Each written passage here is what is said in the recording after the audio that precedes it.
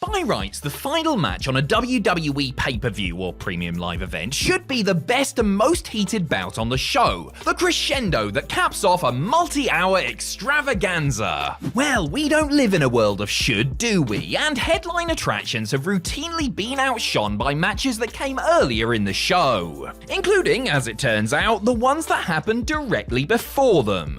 I'm Adam Pachisi from Cultaholic Wrestling, and these are 10 WWE pay-per-view semi-main events that outshone the final match. Join us.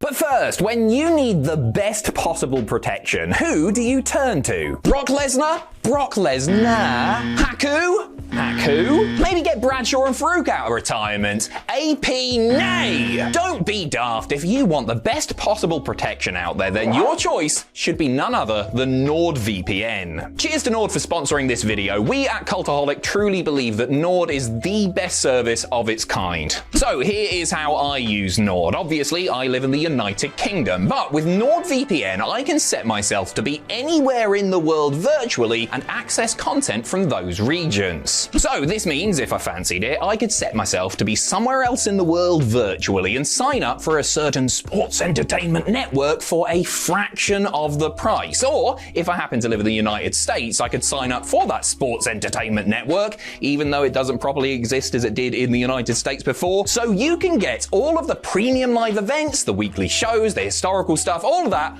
for a fraction of the price. Oh, and it works for plenty of other on-demand services too. Wink. On top of that, it protects against password attacks, phishing, ransomware, malware, and loads more. It is seriously an investment worth making, and one that, if you're smart about it, will pay for itself and more. Oh, and there's even a 30-day money-back guarantee, so if Nord isn't for you, you can get your money back, no bother at all. You can grab our exclusive NordVPN deal by going to nordvpn.com/cultaholic. There is a link in the description below to get a huge discount off your NordVPN plan, plus 4 additional months for free.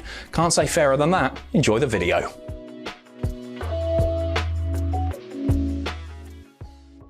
Number 10, Brock Lesnar vs AJ Styles at Survivor Series 2017.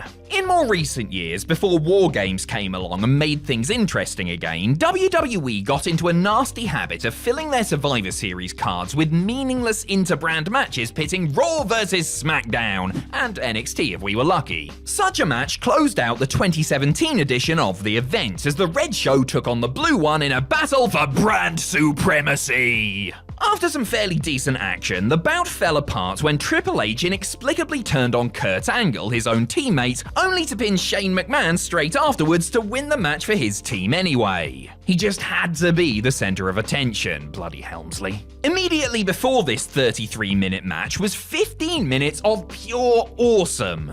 WWE Champion AJ Styles battled Universal Champion Brock Lesnar in a match nobody thought he was going to win, but the Phenomenal One used his speed and agility to outfox his larger opponents, leading to several incredibly convincing near falls. Whilst the Beast did eventually go on and beat the Phenomenal One, the crowd were on tenterhooks the entire time, and crucially, this match didn't feature anybody betraying anybody else for no particular reason. Number 9, Masato Tanaka vs Mike Awesome at ECW One Night Stand 2005. On June 12, 2005, Extreme Championship Wrestling rose from its fiery grave to put on one final night of hardcore action. At least we all thought it would be for one final time, and in hindsight, many of us wish it had been. ECW One Night Stand was a celebration of the Philadelphia promotion's finest, and the main event pitted Tommy Dreamer and the Sandman against the tie-dye wearing Dudley Boys. The match was a nice nostalgia hit, but the real in-ring highlight had already happened about 20 minutes earlier. Masato Tanaka and Mike Awesome had one of the best rivalries in ECW history, feuding on and off for years, sometimes over the promotion's top prize. They rolled back the years in a hell of a war inside the Hammerstein Ballroom, as both men threw caution to the wind to remind everybody why they had been so bloody good together back in the day.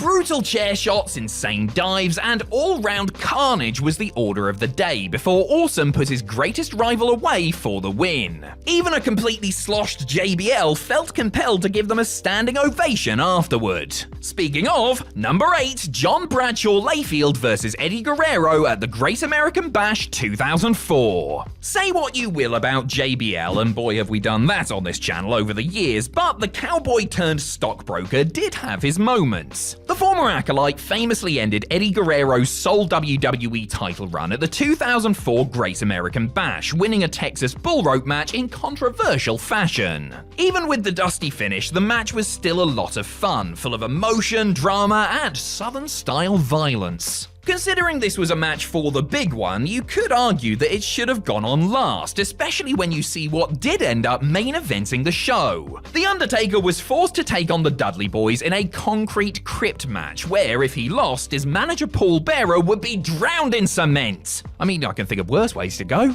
The Dead Man won a boring and confusing contest, only to subsequently kill Bearer off anyway, because, I mean, sure, why not at this point? Maybe WWE thought that belonged in the top spot and not in the mid-card because an Undertaker win and good old-fashioned attempted murder would send the crowd home happy after JBL's title triumph. Number 7, Becky Lynch vs Charlotte Flair at Evolution. In 2018, WWE put on their first ever all-female pay-per-view, Evolution. To date, it is the only all-female WWE pay-per-view, which tells you all you need to know about how the company higher-ups maybe view their women's division. As she was the most mainstream women's star they had at the time, WWE put Ronda Rousey in the Evolution main event, defending her Raw Women's Championship against Nikki Bella. The match was okay, there was nothing wrong with it, but the show had already been stolen by two performers synonymous with the rise of women's wrestling in WWE. After capturing the SmackDown Women's Championship at Hell in a Cell, Becky Lynch defended the belt against former champion Charlotte Flair in the first ever main roster last woman standing match. Both competitors made the most of the stipulation, dribbling each other around like basketballs in the quest to come out on top. One memorable moment was Lynch driving Flair through the announce table with a ladder-assisted leg drop. Eat your heart out, Hulk Hogan. Lynch picked up the big win, and her position as a fast-rising star was firmly secured. Number 6, Kurt Angle vs Shane McMahon at King of the Ring 2001.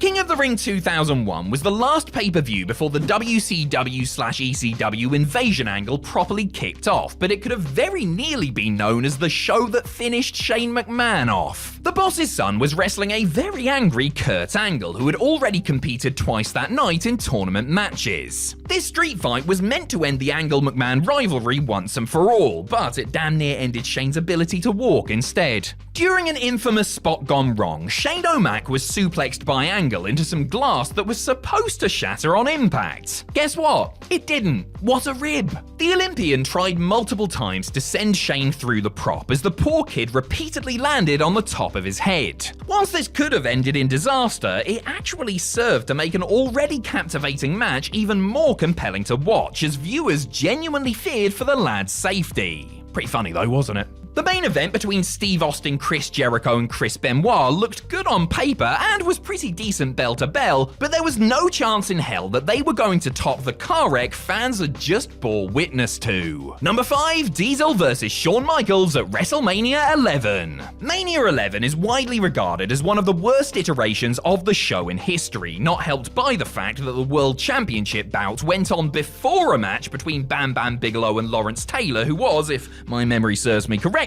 not an actual wrestler. Bigelow and Taylor might have had a fairly decent celebrity bout, but it couldn't hold a candle to the two clickmates who had tussled immediately before them. The Showstopper and Big Daddy Cool had great chemistry together, and the action was solid, even if HBK did intentionally sabotage the match-ending powerbomb to make his opponent look bad. I mean, this was Shawn in 1995, what do you expect? Though this world title encounter doesn't even come close to the all-time best Mania matches, or even Mania World Championship matches for that matter, it was by far and away the best thing on this utterly dreadful show. Number 4, Shawn Michaels vs Razor Ramon at SummerSlam 1995. Just a few months after he had done his best to save WrestleMania, Michaels was once again called on to rescue that year's SummerSlam with help from yet another of his real-life Bezzy mates. At WrestleMania 10, Michaels and Ramon had put on a clinic in the first ever televised WWE ladder match, setting the standard for all future gimmick matches to come.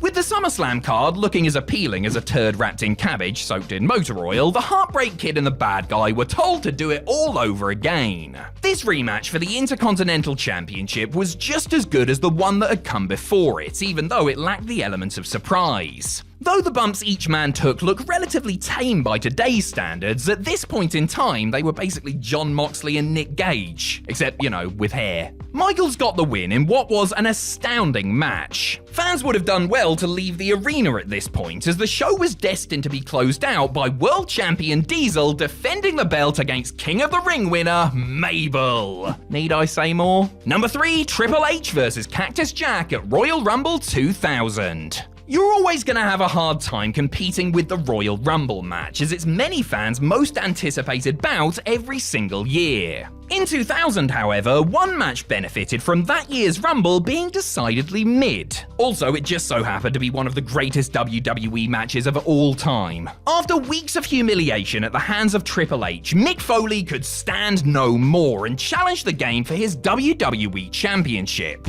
Or should I say that he challenged for the title on behalf of his old friend, Cactus Jack. Foley's most dangerous alter ego was resurrected for this street fight as the Madison Square Garden crowd watched on in utter delight. The champion looked like a total psychopath, mercilessly pursuing his prey, whilst Nick was given the ultimate underdog treatment, the plucky hero who would never give in to the monstrous villain. This match proved that Foley was, in fact, good, but it made Triple H. Without this performance, he might not have become the man he is today, which is a huge deal when you think about it. As for the Rumble match, it was alright. Big Show should have won. Number 2, Bret Hart versus Owen Hart at SummerSlam 1994. In one of the most baffling booking decisions they've ever made, WWE decided to move the epic conclusion to the Hart brothers saga down the card to make room for a zombie in an oversized suit slowly bumping into a mirror. The Undertaker versus Fake Undertaker from SummerSlam 94 is easily one of the worst pay-per-view main events the company has ever put on. Unathletic, uninteresting, and completely needless. Nobody cared enough about this pantomime storyline to warrant putting it on last, especially as the audience had just sat through an absolute classic. From Survivor Series the previous year, to the Royal Rumble betrayal, to their unbelievable WrestleMania 10 opener, Bret and Owen Hart had owned WWE for the past 9 months and was set to blow off their rivalry in a steel cage match for the ages. All this scintillating drama, combined with both men's technical skill and the additional cage setting, resulted in one of the most gripping world title matches in the history of the sport, ending with Bret narrowly escaping with his reign still intact. If I need to explain to you why this should have main evented, then there's really no hope for you. Number 1, The Undertaker versus Mankind at King of the Ring 1998. Stone Cold Steve Austin and Kane could have had the greatest first blood match in history at King of the Ring 1998 and found a cure for hangovers at the same time, and it still wouldn't have been enough to get them out of the shadow of the most infamous WWE match of all time.